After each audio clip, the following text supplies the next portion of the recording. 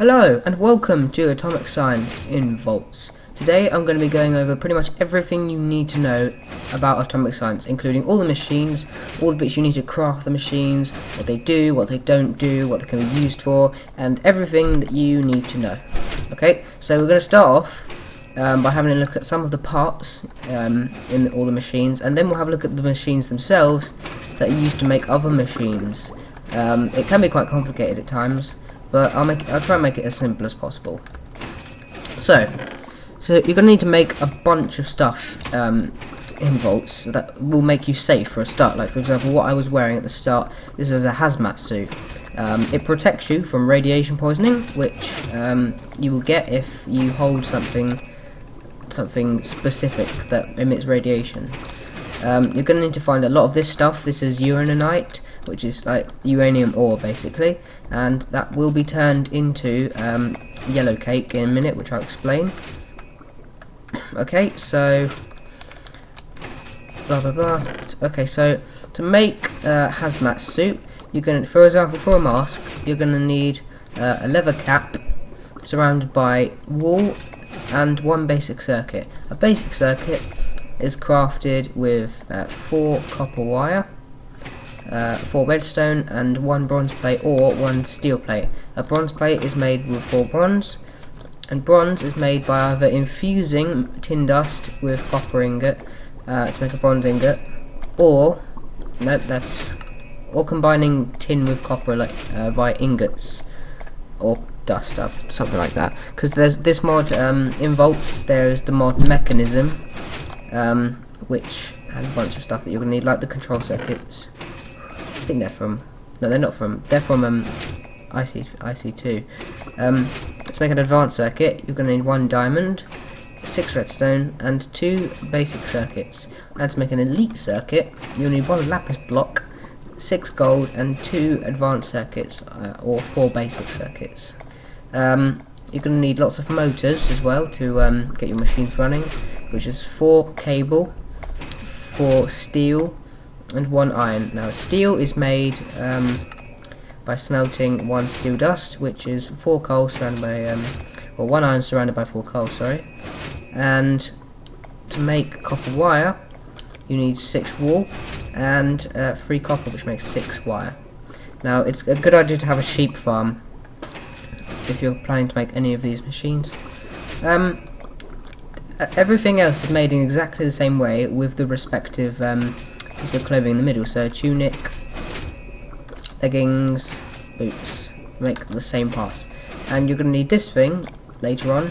This needs to be charged when you're making stuff later on, which is it's a thermometer which tells the temperature of things, of course. And 4 steel, 4 glass, 1 basic circuit. Alright, so we have all of our parts. Now we need to know what to do with them. Basically, what we have here, we have 3 machines. And this first one is going to be what we need first. You need to supply all of them with power. You need to supply these 2 with water. You can either do so manually with buckets, or you can use a pump from Buildcraft or from Mechanism, whichever one suits you, and you can constantly pump water into them. So this here is a chemical extractor. This is made with 1 elite circuit, 2 motors, 4 bronze, and 2 steel plates.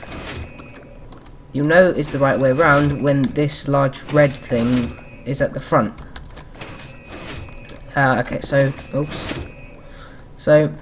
basically what we do is this is going to be used to make yellow cake, which is important in making our nuclear fuel rods or fissile fuel rods. So if we put 1 piece of uraninite in the chemical extractor, it will begin to turn, as you can see, and eventually, as long as it's got some water in it, it will produce 3 bits of yellow cake. If you pick this up and you're not wearing a hazmat suit, you will get radiation poisoning, which you could potentially die from, so you have to really take precautions. Also, if you're wearing a power suit which has radiation protection, that's fine, just as long as you have radiation protection for all your armor pieces. And now we have this thing here, which also requires water, obviously, because it's a nuclear boiler. This will turn water and yellowcake into uranium hexafluoride, which, if placed adjacent to a centrifuge, will then make we'll go into here and then start making uranium.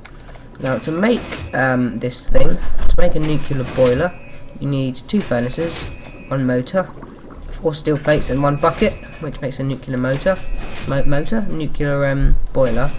And what we do, once we've got water, we place the nuclear oh god, I can't speak. You place the yellow cake in there, and instantly it will be taken out and put into the centrifuge. Yep. And now, as you can see, it's been transferred into the centrifuge, and the centrifuge itself is made with 2 motors, 4 bronze, and 2 steel ingots, and 1 advanced circuit. Makes one centrifuge.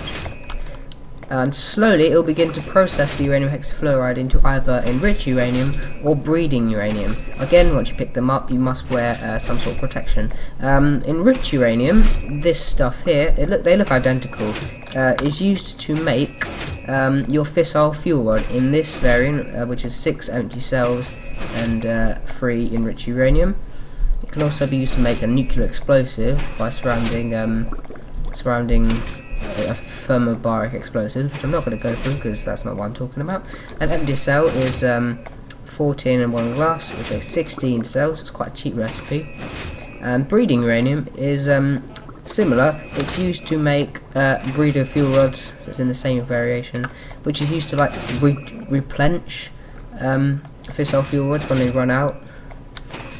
So I'll go over that, and yeah, that's going to make our uranium. We don't know which one, but it will make one eventually. So I have this crazy contraption here, which turns out to be a nuclear reactor. It does require quite a lot, so I will go through everything that it needs. And if you place your fissile fuel rod in the center, which is that thing there, which is a fission reactor, it will start to heat up the water around it, which will then turn the turbine and put the power into these energy cubes, or any other source like a battery box, if you like. Now, I've made it simpler by putting this here and cutting away the back so you can see it more easily. Basically what we have here is we have 3 sticky pistons, 3 control rods, 1 thermometer and 1 fissile reactor. To make the fission reaction, you need 2 advanced circuits, 2 motors, 4 steel plates and 1 empty cell, which gives you a reactor. And then we've got this thing here, which is the thermometer. To make this, you need to surround your handheld thermometer, which must be charged, surrounded by 8 steel, and then gives you a block. If you right click this, you take down the temperature. Once the temperature gets up to whatever you've warmed it at, I've set mine to 1700 degrees Celsius, it will emit a redstone signal underneath it if you put a bit of redstone under it. And when this, I'm going to demonstrate here, it will then power the pistons, which pushes the control rods next to the fission reactor, and it will begin to cool it down, which is exactly what's happening over there. It's just happening very fast. To make the control rods, you just need 3 iron in a line. It's that simple. And it's producing plenty of energy. And it's turning that again, so 20 a day. And then eventually what will happen is your fissile fuel rod will run out. And we now have this thing here, which is I'm kind of forgetting what I'm doing in the moment, a breeder reactor. Now the breeder reactor is basically used to replenish your fissile fuel rods using breeder fuel. So if we place one in the middle, wait, that's wrong. Basically we have a near depleted fissile fuel rod, and if we take all of oh, they're empty, sorry. So if we go over to right page, it's this one here, breeder fuel rod. I know what I'm doing, totally. And then what we do is we then get them and we put them in each one.